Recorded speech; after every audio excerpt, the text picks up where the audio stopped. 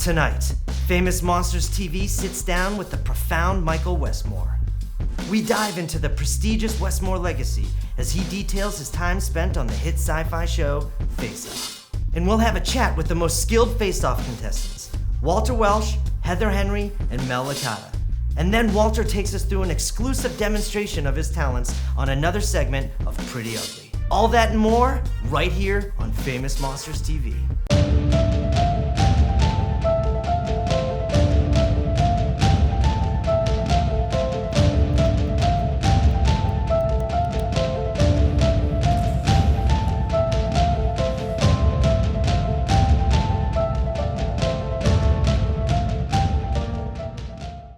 Welcome to Famous Monsters TV. I'm Kevin Lyons. Now, nobody quite does Hollywood legacy like the Westmores, and we sit down again with the man himself, Michael Westmore, to further explore his family's dynasty that dates back all the way to the golden age of Hollywood. I mean, how cool is that? We even get him to delve into his time spent on the hit sci-fi series, Face Off. From mentoring the contestants to working with his daughter Mackenzie, the host of Face Off. Now join us as he peels back the layers to give us an exclusive sneak peek at the wonderful world of special effects makeup.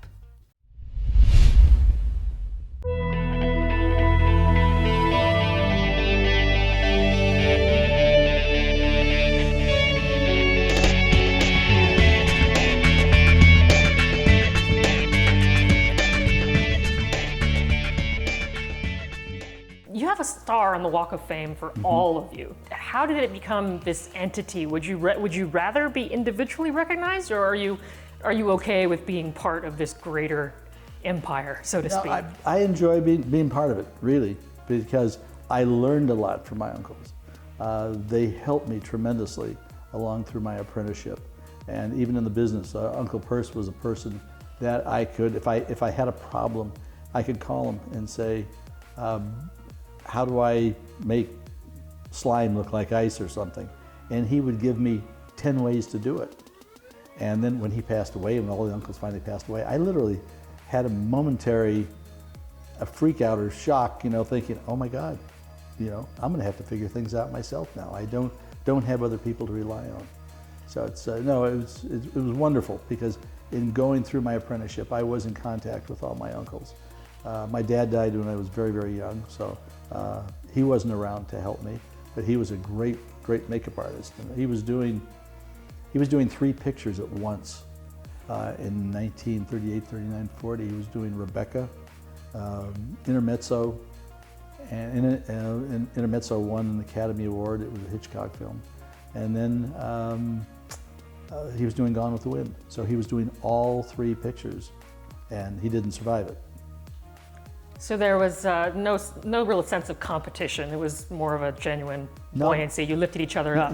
No, with me, the 3rd generation, I'd say no. There was no competition. My brothers and I worked together on films. No, there was tremendous competition with the 2nd generation, with my dad. Not so much my dad. Perce and Ern. Perce and Ern were probably the biggest competitors, and that occurred because of my grandfather. He actually instilled that in them, having them do contests. And he literally chained them to a table so they couldn't go play, and made them stay there and tie all the hairs into the wigs and things. So there was a certain amount of competition, but really tight there. And then the other uncles kind of like stood back and became individuals because they didn't want to get involved in it. Well, since you stopped doing Star Trek, you've been doing a little show on Syfy called Face Off. Mm-hmm. What can you tell us about your role on the show? The show in its entirety has filmed 13 seasons. And I started off the first couple seasons being a guest judge, and then they asked me to come in and mentor one of the shows, one of the finales. And then the season after that, which I think was about the 4th season, they asked me if I would like to come in and mentor and be with Mackenzie for several hours. So actually, I would say it's one of the things I really enjoy doing, because even on Star Trek, I would go around and I would check everybody, every alien, every single person before they got to the set. And to see how the coloring went, to see how the application went. So it was really a very easy thing to transition into mentoring for Face Off, of which I really, really enjoyed, because to be able to take new people that maybe have only been, some of them were only playing for 2 years, others longer. So my job was to kind of take those new people and help them to be able to compete against somebody that maybe even doing it professionally. The veterans, Yeah, veterans that have been doing it. And that's why I would spend about 20 minutes with every single contestant, every single episode, to talk to them about their concept, their sculpting, their colors, how to apply it. What was really fun, and I've heard this because at the Star Trek conventions and things I've gone to, 3/4 of the fans at these conventions now are Face Off fans, and they love it. And I always get, you told them not to do it, and they didn't listen, and they're gone. And it's true, because I know what V and Glenn and Neville are looking for. So when I'm giving them advice, I'm telling them this is what you have to do to save yourself. Mm-hmm. And then a number of them don't listen. Every season, it happens to one or two of them that have that's just that they want to do this. I want to make that nose like that, you know. I'm saying it doesn't work with what you're doing, you know. And then when they get it made, it goes like that, you know. Thank you very much for being with us. Oh, my pleasure. Hey, don't go anywhere. Stay tuned to FMTV, where we're going to chat with the stars of Face Off, Walter Welsh, Heather Henry, and Mel Licata.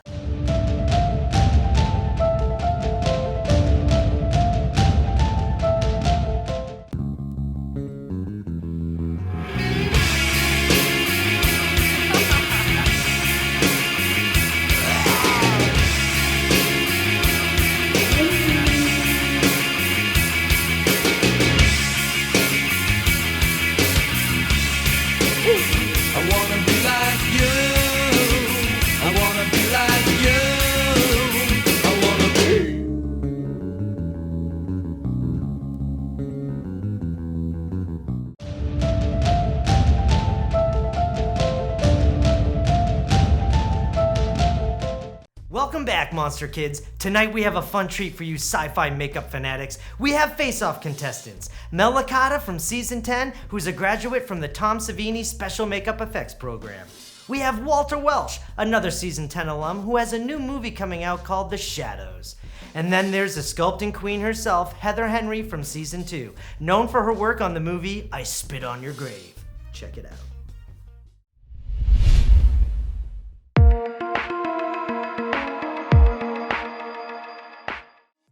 Pan's Labyrinth was the first movie I saw that I felt like this was a career and this was an option to be, like, you could just create a whole world with practical effects instead of digital, and it just felt, that's a movie that's been very inspiring to me personally. I mean, anything Guillermo del Toro really, but that movie in particular.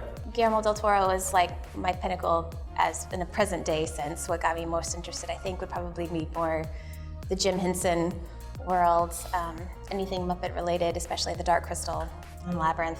I've never had such envy in my heart as when I see people lately posting like that they're working on the new Dark Crystal, and I'm like, oh, I didn't ever felt this kind of envy. Predator was always like a huge deal for me, especially growing up. I loved the movie and the character Predator. I loved the design, everything about it, and the whole practical world of the creature and the monster. That's the movie that did it for me and kind of made me fall in love with everything.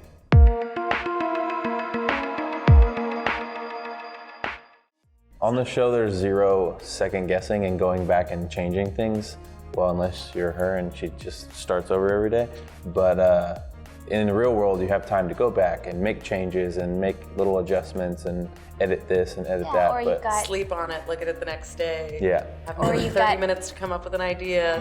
it's not usually in the, business world. It's actually, it's not your opinion that matters. Yeah. You have to like get it approved by multiple people, and then that takes forever, and then That's sometimes you have to make changes that you don't even think you should make. In the real world, you speak with a director who has their own vision, and your job is to bring their vision to life. So it's not ever my job to come up with ideas, which is like really was a big struggle for me on the show. I couldn't think of things quickly because I'm professionally, someone says, I want this. And like Heather said, it doesn't matter if you like the design. You are paid to make someone else's vision come true.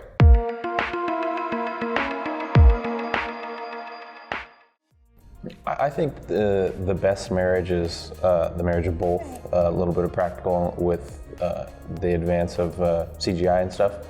But I think the human eye always knows what's real and what's not, and it's hard to watch a full CGI movie just because it just looks fake. It looks like a video game, and a lot of people don't like that. Some people do, but people see, and I think that'll always be like that. It's not, that's the thing, a lot of people are like, are you scared of CGI taking over? But it's a cooperation in the best case scenario. Mm-hmm.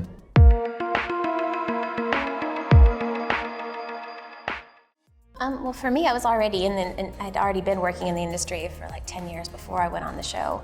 But like I started in special effects, and my jobs kept leading more and more and more into beauty until I was on a full drama, full glam makeup on 10 women every day, and I was like, this cannot be my life.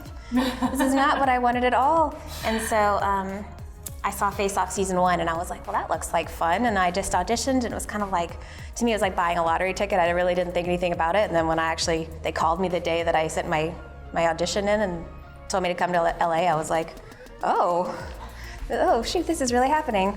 And so, Did you say oh sheep? oh shoot. Oh, I like oh sheep, that's fun. Oh, there you go. Holy sheep. Yeah, so, and then it just kind of redirected my career back into effects, because I veered off course in the years prior to that. So I'd already worked in the industry, and I still do now, so I just get to do more fun things now than maybe I was doing before. Yeah, I've been able to do a lot of fun things that I normally would not have been able to do. I really like the convention scene and going to conventions, and I probably wouldn't have the opportunity to do as many as I've been doing without being on Face Off. And then I've networked and met some of the coolest people ever, and I never would have met Heather, probably never would have met Mel, just because we were on the show. And so that is probably the best thing, is just the people that I've met.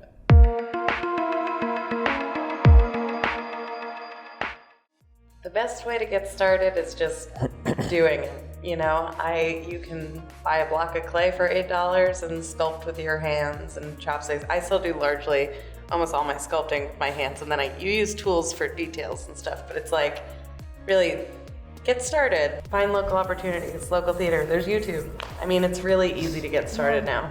Yeah, I envy kids today. I'm like, oh, you have all these opportunities. And I envy the fact that you knew you wanted to do that when you were a kid. Yeah. Yes. Like, it didn't even occur to me to have that as a job when I was a kid. Like, No. it just didn't even, I don't know. No one dressed up as a special effects makeup artist for Halloween, so how do we know it was a job? I just didn't know. The Stan Winston School of Character Arts is like so fantastic. It's not very expensive. You can sign up for a membership and pretty much learn from industry professionals who are Oscar winners, and it's just really, really good. There's so many opportunities out there for anyone to learn.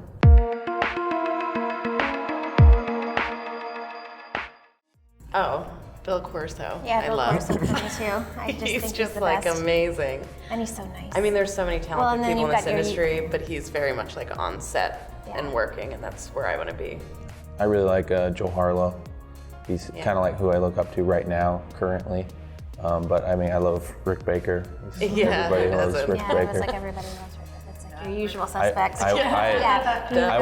went for my current makeup And artist. for me, it's like Monster Bay, I think is how you say her name, the one that does, she and her husband do all the stuff for Guillermo del Toro's movies like Hellboy 2 and Oh. yeah, and Pan's Labyrinth. I just love their work. It's so beautiful. I know. Coming up next, we get Walter Welsh to sit down with his most impressive creation yet. You're watching Famous Monsters TV.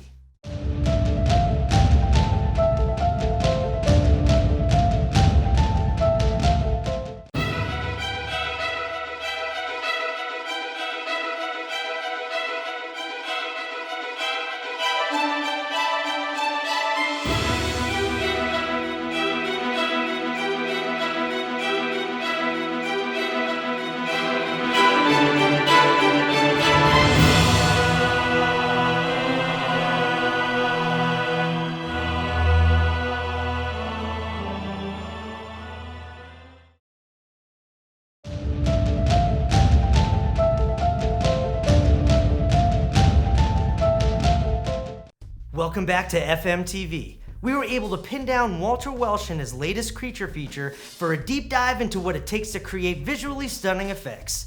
With innovative techniques, this isn't your grandpa's sci-fi.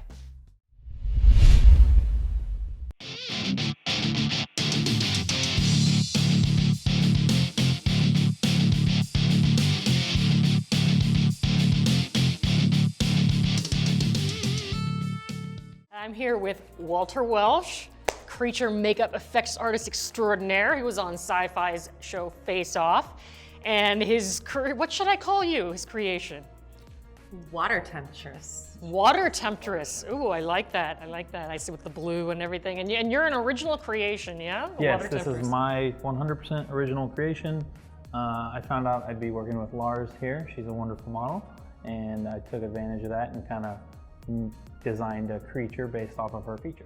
Do you design by pencil first, or how do you do it? Yeah? I had the idea and I just sketched it out, and then from there moved on to sculpting and molded everything and cast it and painted it and came here and applied it. This is foam latex, right? A lot of it? A lot of it is foam latex. The cowl is actually latex and polyfoam. It's just a two-part expandable foam. So it's nice and light, it's not too heavy on her, and it's real malleable. Luckily, he used a head cast very close to my head shape. So the closer to the build you make it to the individual, it's actually very comfortable. Yeah. It's all very soft and stretchy, so she can emote and talk. And So when you do a sculpt like this, you mold it specifically to most of the time you do the model's yes, fit, most the of the model time you shape. have a live cast and you sculpt directly off of the live cast of the actor that you'll be working on. This time I just tried to size reference because she's out in Dallas and I'm in the San Francisco Bay Area, and so we couldn't like exchange live casts or anything. So I just used one that was real close to her size. So how long does this take? Today it took us about 5 hours. 5 hours. Yeah. You had to sit still for 5 hours? Used to it. She's a pro. I've worked with many Face Off and Skim Wars, and yeah, so. Yeah. So you're like I'm hold-headed. Oh, I was Yeah, you extremely meditate excited to your work way with through her it. because she's such a professional and she does it all the time. What kind of personality type does that take? Patience. You just zone out. And it doesn't, like, I know people who are really weirded out by like being under all that plaster and. It can be claustrophobic. Yeah, I mean, I'm not claustrophobic, so I probably wouldn't have a problem, but I know It's an people who do. understanding. I think if a person or a model's had hands-on experience and they've performed a lot of the art or doing the prosthetics and paint, you have an understanding of what to expect that you're gonna feel, and it doesn't it's not bothersome at all after that point. Yeah. So. Yeah. Do you have like a character or a personality that goes along with this, or do you make that up, or? I didn't have anything in mind. I don't know. I'm not real good at coming up with the character and the She's backstory an and all angry that. sea creature. Sometimes you don't need a backstory. warrior. When you look this good, you don't need a Yeah. backstory. I feel That's like how I'm I- supposed to that's be in how I- battle. There Did you take any inspiration from any particular existing creatures, or? Existing. Like, I want was this definitely meets looking. this. I wanted crabs, crustaceans. I was thinking like underwater, different underwater plants for the shapes of the horns and stuff. Yeah. I just wanted it to be kind of crustacean-y and plant life of the water and the deep sea. Yeah. Oh. And then the color scheme is sharks. I really like sharks, and so I was like, oh, I'll play with shark stripes and shark patterning and the blues and the lights. What happens to all the foam and everything after this happens? Like, It's usually a one-time use, so everything gets destroyed during removal. This time I'm going to try and save the cowl. Since it's polyfoam and latex, it doesn't get eaten by the solvent that you remove the rest of the prosthetics with. Because this is foam latex, the solvent that we use, it actually kind of eats away at the foam, and over time it just gets mushy and you can't reuse it. this is what you're gonna look like, and there's no going back or doing it again or anything like that. It's a one-time shot. Is that nerve-wracking at all, or you're like, I have to take as many photos as possible? Oh yeah. Yeah, Absolutely. that's pretty much how it goes. Yeah, and oftentimes they're in it for a couple hours and then gotta take it off. And you have to Wow. be careful about where you're at. Heat, you could have the body paint start sweating and glue starts releasing. So yeah, you do have So a very it's really strict timeline. Temperamental. In the now experience. None of Mm-hmm. this, I'm gonna enjoy it later stuff. It's just, The pictures I mean, are you for could that. go out and can enjoy enjoy it the pictures later, later, but but- it's probably not going to be as perfected as you want it to be. Well, that's very admirable, awesome, and it's incredible. You look amazing. I'm really impressed. Thank you very much.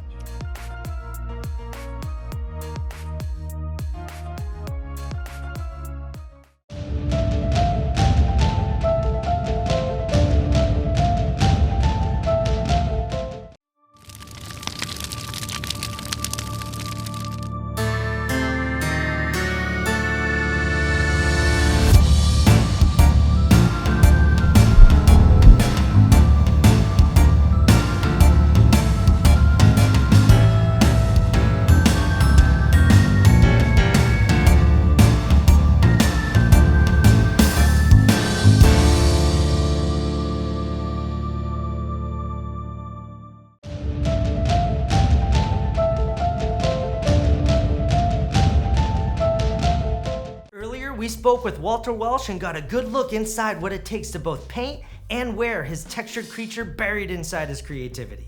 The only thing missing is seeing him in action. We bring you an exclusive demonstration of his live effects on another installment of Pretty Ugly.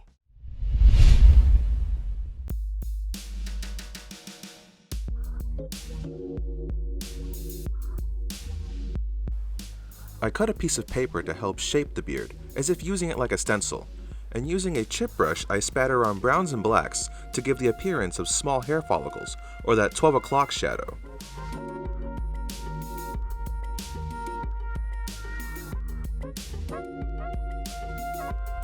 I will now go on the other side of the face to show another method of a trim beard.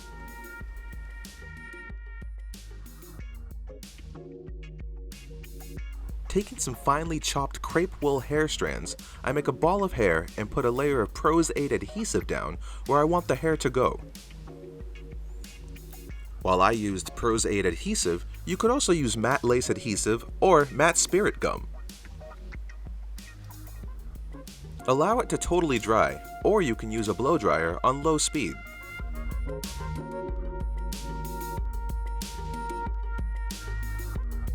Using the ball of hair, stipple on the hair where you applied the adhesive.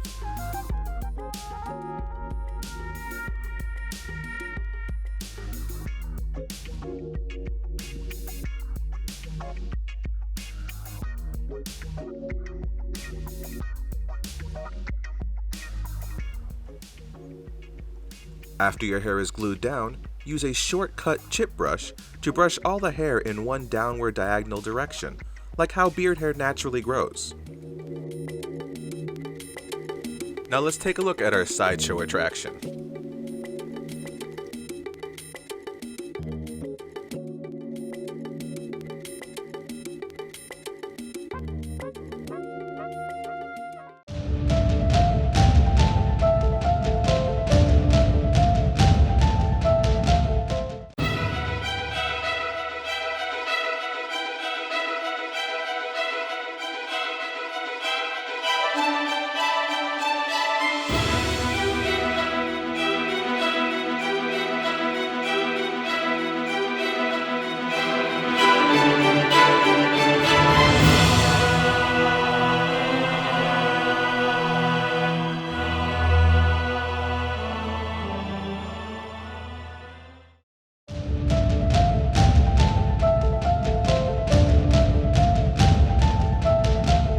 Tonight we have a special segment brought to you by our friends at And You Films. Best known for their film, Bubba the Redneck Werewolf.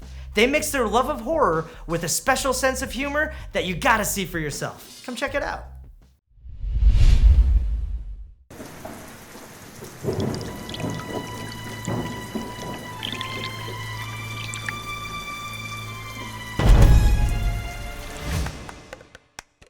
All right, wanna pitches. Welcome to the world of collegiate a cappella. Let's see what you got. I'm Lily. Becca. Jessica. Fat Amy. Pennywise!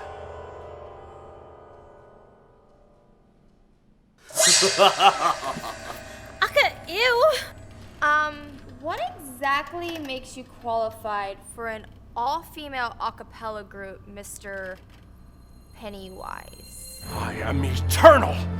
I am everything you were ever afraid of. Fear made flesh. and eater of worlds. Great, let's get to work.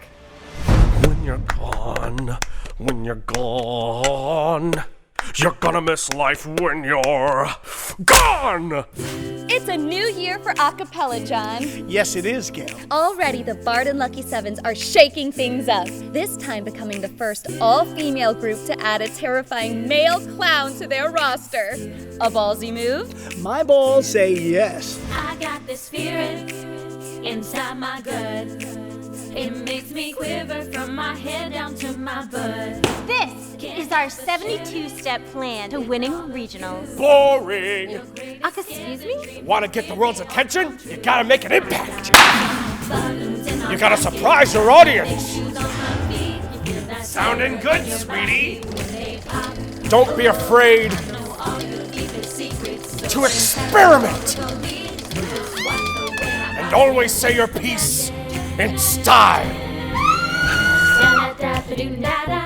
I don't know what the Lucky Seven are doing right, but they're killing the competition. Yo, DJ, start this slaughter. Why try and fight? You know you're all gonna die. You know you're all gonna die. You know you're all gonna die. I'm gonna get you, baby. I'm gonna kill you, yes I am. Are you gonna kill me? 100% no. Despite their differences, this is one united group of girls, and also a clown. I think we really bonded this year. I don't think I've been closer to anyone. And I'm still gonna kill each and every one of you.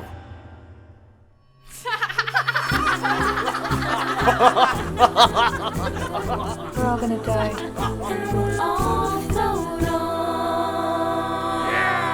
Regionals, John. Regionals, Gail. It's time to see if all this clowning around has paid off. I hate you, John.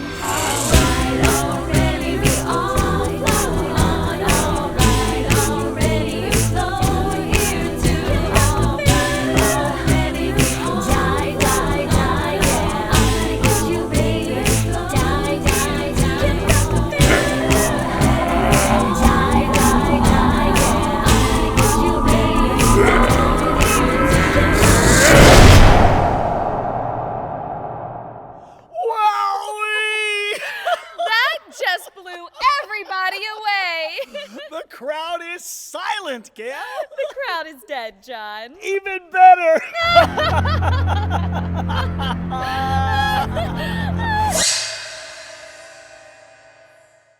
You can expect more from the And You Films team right here on future episodes of FMTV. And you can also check out our Famous Monsters YouTube channel. That's all the time we have for tonight. Thank you guys for stopping by. If you want to learn anything else Famous Monsters related, from our t-shirts to our conventions, check out famousmonsters.com. We'll catch you guys next time. Have a good night.